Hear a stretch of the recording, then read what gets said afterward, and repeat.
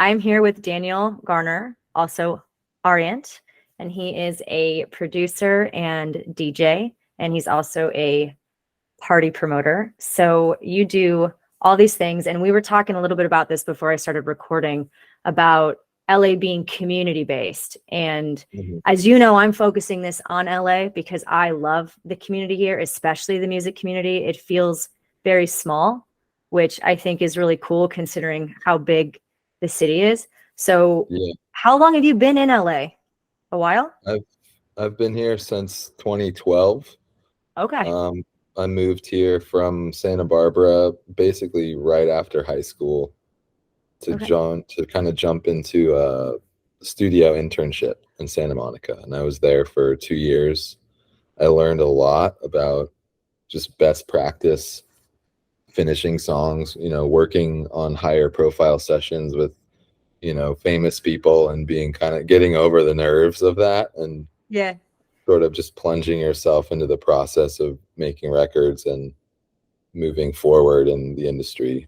And then that kind of fell off, or I felt like I sort of hit a wall interning, and for whatever, for multiple reasons, we just kind of like parted ways, and I started doing my own thing and got into a relationship, which is like a whole other conversation, right?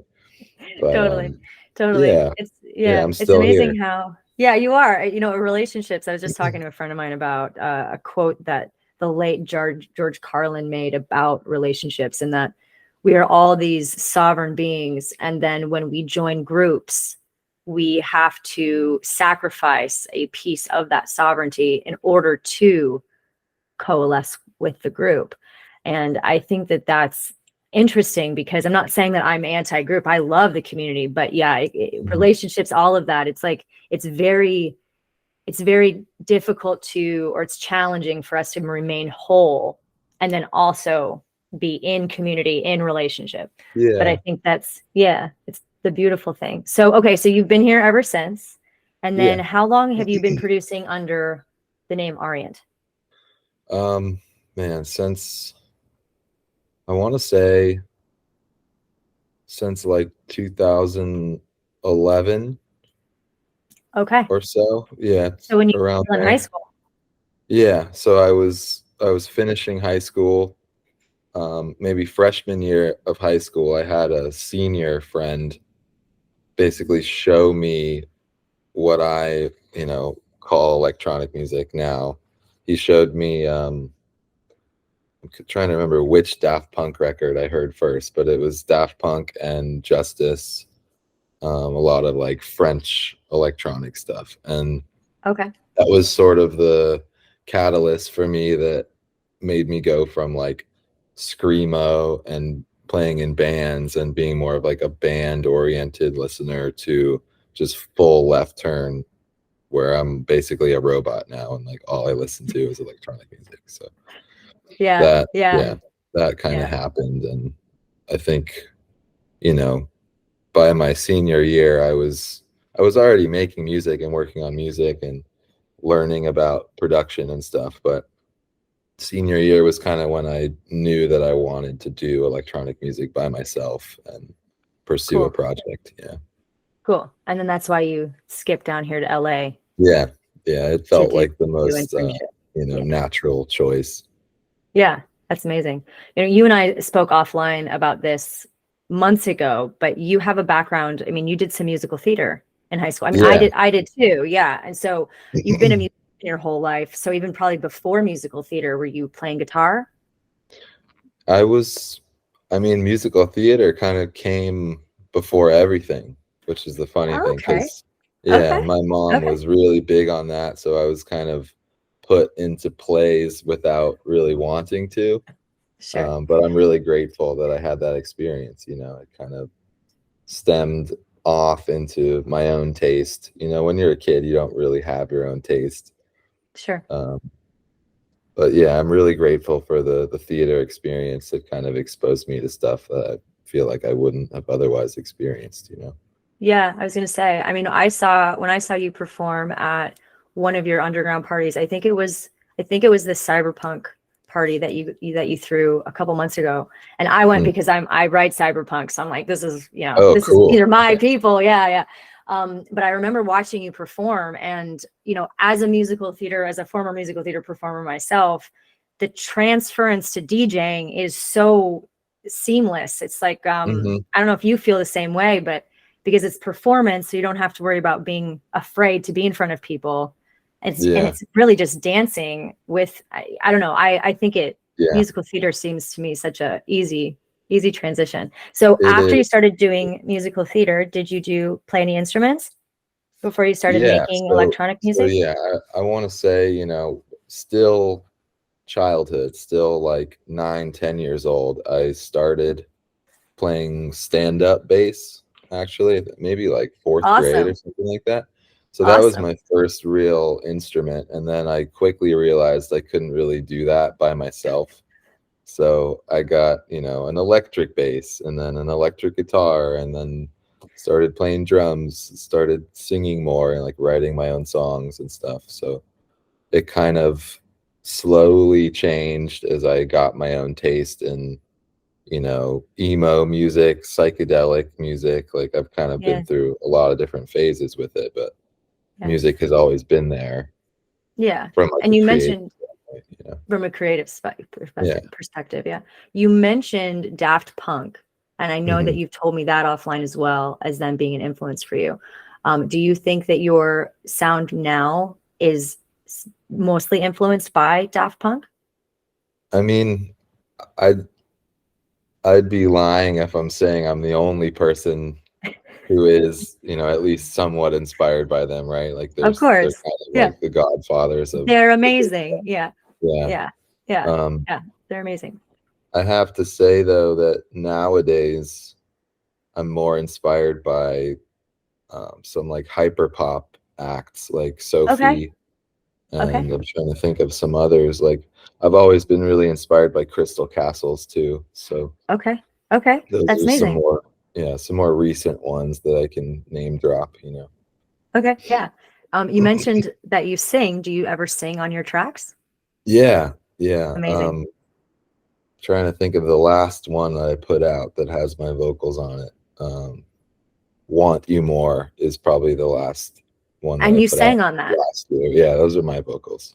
Okay, that's cool. You know, I think that that's something that, like, I think a lot of people who listen to electronic music take for granted that it's not, because most DJs don't sing on their own tracks, but that's something that you do that's more unique. So that's cool. I don't always, but you know, it's something that I can do, and it feels like a bit of a waste if I just stop using it, you know. I agree.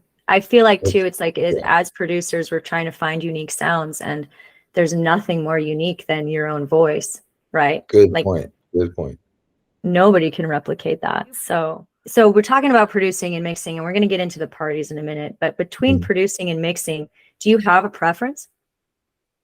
I mean, that's a really good question, because I feel like part of me makes music with the intent of playing it out, you know, like having been so integrated into nightlife the last couple of years, you almost start to make new songs out of necessity, because you're like, man, I need something fresh to play out that no one else has. But on the other side of that, I feel like there's something so like holy and visceral about making a song by yourself and not showing anyone, you know. Just the experience of creating something and going from like absolutely nothing to this idea that like evokes all this emotion out of you, and it feels really special and therapeutic. So I feel like it's hard to point towards one, but if I had to do one for the rest of my life, it would probably be production. I'd probably be making music every day, you know. Production. Yeah. I'm the same way. If I have to pick one, it's creating something new. But that's also the writer in me. You know, mixing's great. It's so fun, but it's a little bit more like editing, right? It's like I'm taking other people's work. But when I feel that. I totally understand that. Yeah. It's fun. Don't get me wrong. I love it. But yeah, if I can come up with something new out of my head and put it down, that's really Yeah. what I love. With So that said, though, I yeah, mean, I know I just said that production is my pick, but the production really stems from the dream of performing, you know, of wanting to put some kind of best foot forward and represent myself in the stuff that I'm working on. And you can't really do that if you don't perform. So right. they're very much so you know, intertwined. So Absolutely. So talk to me then yeah. more about your desire for performance. Like, where is that rooted? Yeah, I mean, I think that's definitely rooted in my, you know, theater background, but also I go back to Daft Punk. Like when you look at their 2007 live tour, it was just so inspiring visually and musically for people, the way that they were able to take songs that, you know, people already knew and sort of rework them into this big story. And Yeah. it's just so gorgeous to experience. And I feel like there's been very few artists that have managed to achieve something similar in a live setting. So Yeah. that's, I kind of keep going back to that show Yeah. because if I can ever achieve, you know, something half that good, I'll be very happy, you know. Yeah. Yeah. You mentioned story. That's what I'm all about, is the story that we're taking the listeners through. There are a lot of producers who want to produce songs very quickly, and Mhm. it's totally a strategy. But I'm about building a story with the song, but then also like a story with all of the songs, right? More like, Yeah. I know it's so old school, but like I want to make an album. You know, I don't Oh, really yeah. care necessarily about single songs. It's not old school. I think it's Okay. just that, you know, Yeah. with social media now, we're sort of in this numbers game of Yeah. wanting to have the most output, or you know, especially if you're an artist who's sort of just trying to make their way still, like me. It's not really in our best interest to release an album because I don't have an audience that's calling for an album. You know what I mean? Right. Um, Exactly. when Exactly. I got into this, I was like, I couldn't wait to release my first album, and I did. And then it didn't get the traction that I wanted it to get. And Right. it makes all the sense in the world to me that in an artist at my stage, it makes the most sense to release singles and Yeah. just have Yeah. something bite-sized coming out, you know, every month, every six Totally. weeks at least. That's sort of the game plan this year. Month to 6 weeks. Good for you. And Yeah. how are you on track for that so Yeah, far? yeah. I Yeah. mean, so far this year, I put out 4 originals and Oh my gosh. 3 Where have I been? remixes or something. So I'm going.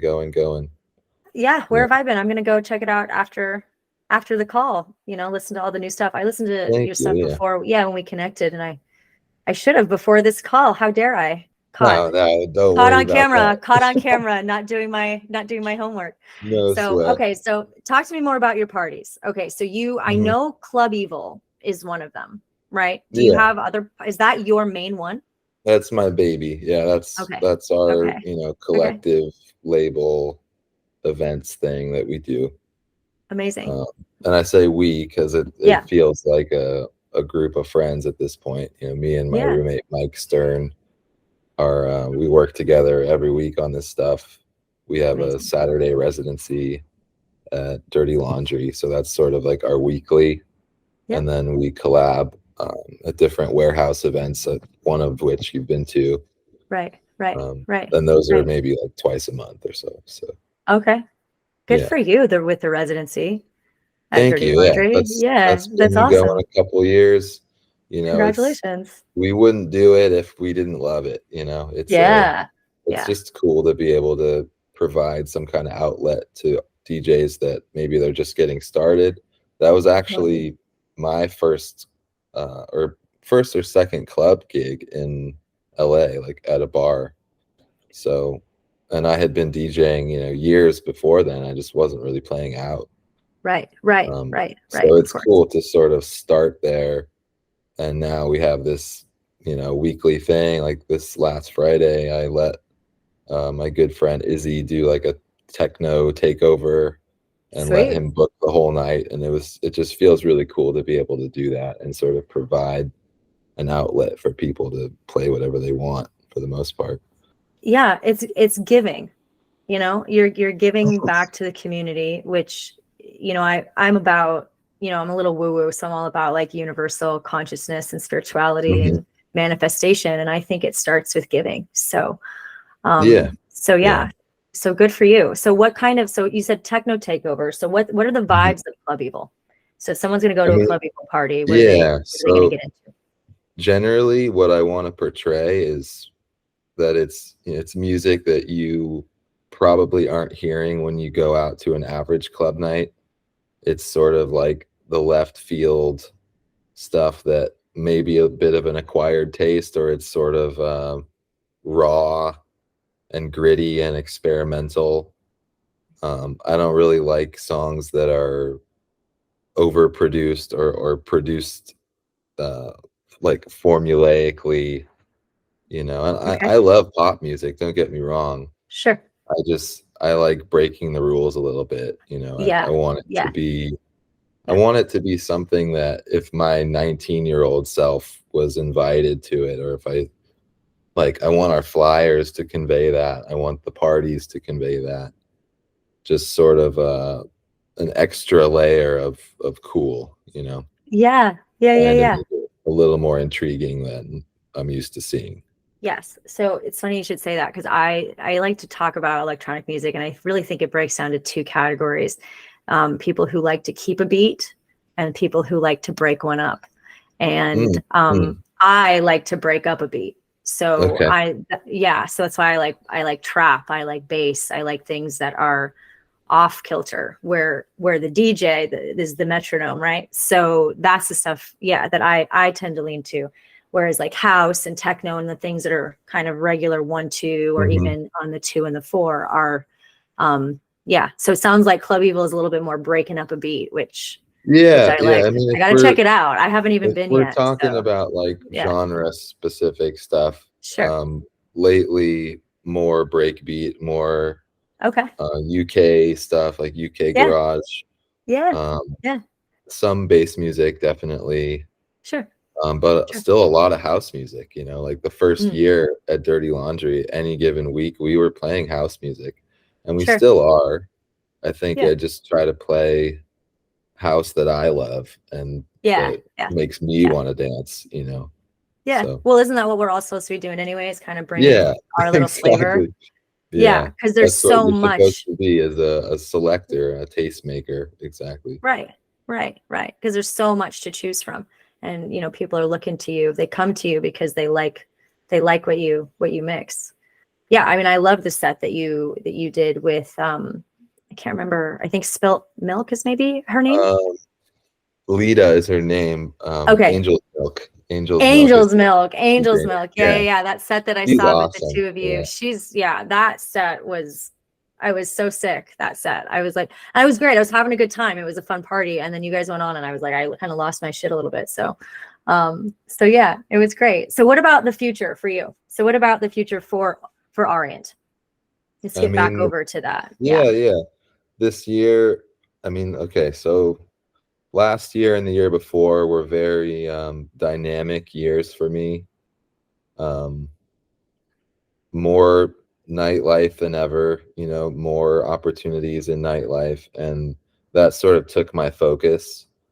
And now that we kind of have a rhythm going with the parties, I'm treating this year as like more about Orient and more about just focusing on scheduling releases every month and Yeah. involving my friends in the project. So, like for instance, the single I just put out this last Friday, I have 2 or 3 remixes of that my friends have done that are coming out the following Fridays throughout February. So Perfect. Smart. just trying to make it about me, but also about Club Evil and involving everyone in my endeavors, because I feel like that kind of helps ignite the fire in people when you're like, hey, I'm doing this thing. Do you want to be a part of it? instead of Right. like, hey, do you want to maybe come over and start a song? Like, it's Right. just, you don't really, you kind of have to be the one making moves and push people when you're running a label, you know. No Well, one's going to yeah. do it but you. Yeah. I mean, So I feel yeah, like that's kind of that's where I'm at, really. It's just okay. more music this year, more content. That's Yeah. amazing. That's amazing. And then and future of Club Evil, same thing. Just Yeah, the yeah. I residency. Are mean, you looking to build it out? yeah, always looking to start new residencies, you know, throw parties in new places and stuff. Yeah. But definitely trying to focus more on the label side and helping my musician friends and DJ friends, you know, put out music and not just be locked behind the DJ title, Yeah. you know, because I have a lot of people that are curious about production, or maybe they've been producing for a while but they don't have releases up. So Sure. it's cool to, you know, like you said, giving. I feel Yeah. like I've been focusing more on the nightlife side and not enough on pushing my friends to finish music, and you On know, music. Yeah. yeah, Yeah. So talk to me then a little bit. I'm going to go back into let's push more into music then for the rest of our time together. yeah, So yeah. when you are working on a song, how do you start? Like what's the starting point? I How do you mean, start a new song? if it's an original, it Yeah. usually starts with drums, just because I know, like, the drum pattern is definitely something that is a mood for me, or Hmm. I'm inspired by something. Like, a producer that I really like will come out with some new track, and I'm like, man, I need to make something like that, you know, and Yeah. that Yeah. just sort of copying but not copying the feeling or the drum beat, in essence. Rhythm comes pretty naturally to me, so I can hear an Yeah. idea and bounce off of it, and sort of stuff just starts getting recorded really quickly. And that's sort of how I usually start, and probably how most electronic musicians start, is with drums, but not Yeah. always. You know, sometimes it'll start with sound design, or, you know, I hear like a really cool bass line and I just have to figure out how it was made. And, Mm, mm, you know, that could take like a whole day just of like yeah. tinkering with one sound. And then once you kind of have that and you're playing with the sound on the keyboard, it sort of delves off into whatever idea that happens. I don't try to hit some sort of target every time. I feel like the writing process is really unwieldy and just kind of Mm, takes you down a rabbit hole, and you have to surrender to that, you know. yeah. It might Yeah. not end up the way that you thought it was going to end up, but I feel like that's your mission, or your responsibility rather, Yeah. to see it to the end, you know, and just let the song take you somewhere instead of the other way around, you know. Yeah. So interesting you should say that because I hear songs in my head all the time and then I'll go and it's a struggle to try to always get what I hear Hmm. onto into the Oh yeah. machine. You know what I mean? And so I think sometimes, and this is probably like young producer stuff, but like I like chase that rabbit and I can't get it. you know, Mm. I like can't get it. And so then I have to kind of let it go. And it's a hard lesson because you're right. The music, when it does just come to you, like, when something's right, when something's wrong. Mhm. And when I've had, it's been much more challenging when I start with something that's like a concrete melody line, an idea that I have in my head and try to build around that versus starting with drums. Mm, mhm. So yeah, it's and not that I don't want to do that. I mean, if I have an idea for a melody, I definitely want to pursue it. But yeah, I've noticed though that when it's with drums, it kind of builds itself, and Yeah, it's a it's beautiful a process. context for the melody, you know? Yeah, With no context, it's just sort of almost too wide open, like, there's too much possibility, you're and then when right. you have this rhythm, you're like, "Okay, now I'm hearing this, and now I'm hearing this," and just Yeah, through that series of impromptu decisions, then you have the idea, and then it's up to you to kind of come up with a new idea or finish that idea. Like, what's your advice for producers that have trouble finishing songs? Okay, so I was talking with my buddy Mike about this like yesterday. I think it's really prudent in your beginning stages to set deadlines for yourself. Like, make a bad song and finish it. Yeah. If I knew that starting out, I think I would have a lot more engagement on social media. I would be, more comfy saying goodbye to songs and just putting a stamp on it and calling it done. Yeah.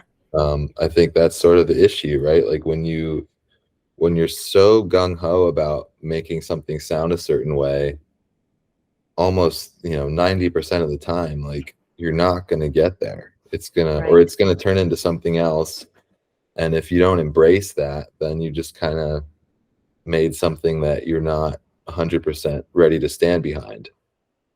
And I mean, I know, like, I'm guilty of it too, because I really want to make something specific or that captures an emotion that I'm feeling or whatever. But I feel like if you are unable to put a deadline on it and say, this is how long I have, then it's not going to get done, or it'll take a lot longer than it should have.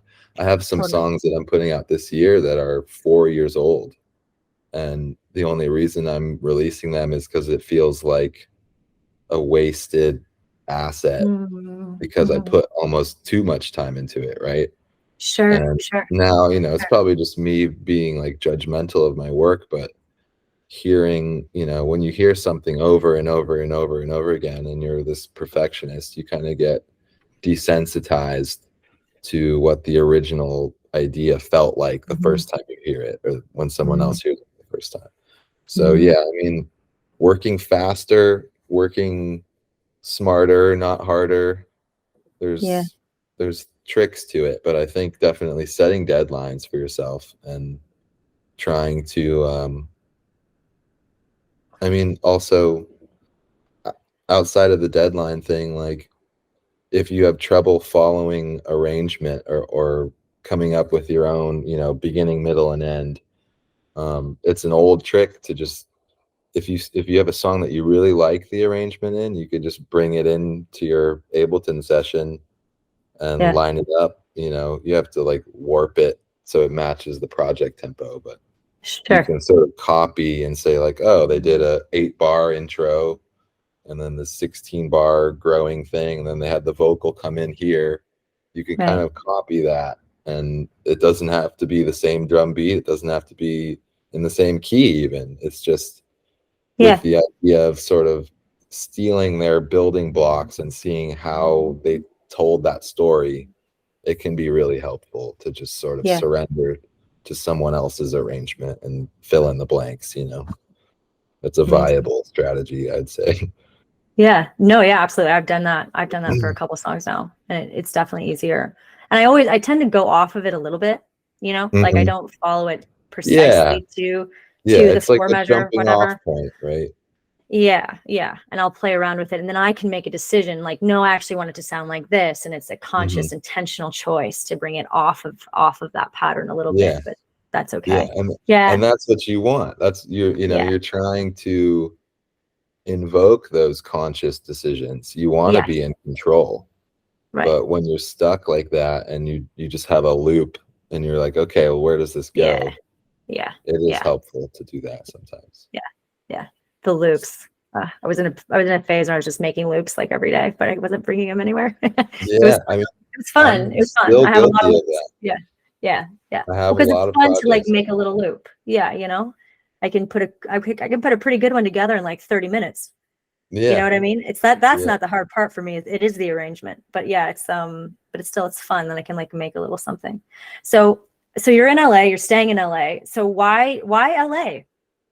I mean, I know why I love LA personally. For me, this is the best place for artists. I've lived in a lot of different cities. I've lived in New York, I've lived in San Francisco, Seattle. Wow. Okay. Lived in, yeah, a lot of places. And this is really the best place for artists, in my opinion. People are very accepting here. You don't get judged by the way you look here. And I think that removing even just that basic layer of judgment allows for more freedom of creativity from the artist. So that's why I love LA, and I'm just, yeah, I here, would tend to here to agree. stay. I think Yeah. there's so many creatives here in Yeah. different fields, and you're right. It does feel pretty welcoming. People that visit are always like, "Oh man, everyone in LA is so fake," and Yeah. there's fake people everywhere. To tell you the Exactly. truth, I just I think you have to look a little deeper than that and look for the sincere connections, because there's so much. Hmm. There's so many talented, dedicated people that are just trying Yes. to do their thing. Hmm. And if you connect with those people, I feel like you know, you're going to nail it. You just have to keep up with it and surround yourself with people that push you. I Yeah, love being in that's the thing. LA. Just, the weather's great. I have friends here now, Yeah, yeah, Uh, yeah. Well, you're not too far from home, right? Santa yeah, Barbara. yeah, that Yeah, too. Yeah, it's yeah, nice being a stone's throw away from there. yeah, But yeah, I think something that's really special about the city is just how many different creatives there are here. Like yeah, everyone yeah, lives pretty close too, so any yeah. given week, I'll have a buddy hit me up like, "Yeah, let's make a new song, or let's finish that song we started months ago." And there's always something like that going on in the middle of my week where we're just delegating a little bit of time to projects. And I feel like I couldn't really do that in a smaller city, or, Right. outside of California as much. Yeah, yeah. Yeah, like you said, you're right. It brings together so many different artist types, and we go back to the idea of performance. Like an Hmm. electronic music performance is a collection of a bunch of different people, a bunch of different artists, from sound Yeah, design to producing to mixing to visualization, right? And even when we have performances, even the vendors who are selling goods at their booths, yeah, right? yeah. All of it is an experience. It It's a is part of the it's a performance, I think. community, definitely. Yeah, yeah, it is. Anything else that you want to say about LA, about your music, about the community? Anything you want to leave us with? Um, Nothing in particular, just Cool. grateful to have this conversation with you.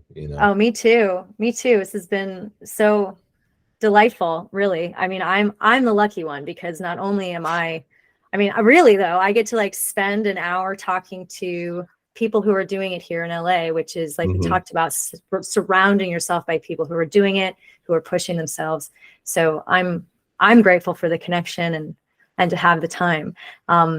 So yeah, I'm definitely gonna come. I gotta come check out Club Evil. Maybe I'll come this Yeah, you weekend. should. You Dirty should. Laundry. Check it out. This Saturday nights, yeah? weekend, yeah, Saturdays, and then Cool. the following Saturday is like my birthday. So if Okay, you want to okay. come surprise me, that'll be fun too. It's just gonna be like a Should I bring some cozy. balloons? What about cake? What kind of cake do you like? Yeah, bring me a balloon. Bring me a cupcake or something.